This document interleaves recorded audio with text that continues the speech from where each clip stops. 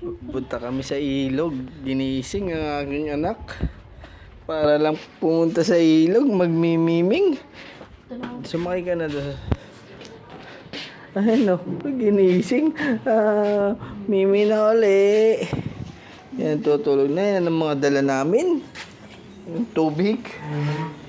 Hakot na. Saraduhan ko na siya. Mamaya uli. Yan. Ay, tutulog ka na uli. Ay, kakaunti pa ang tulog iyo.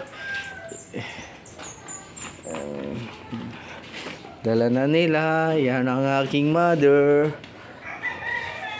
May message mo si Badet ha. Sabihin mo yung susi nasa manicurean.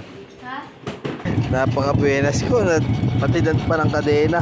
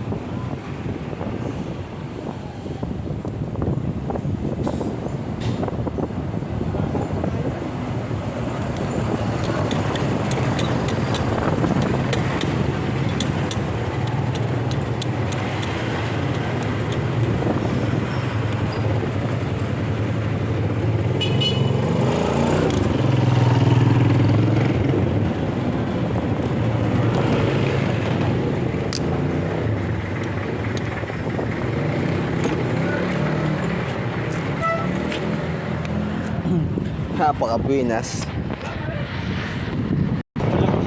Unleaded.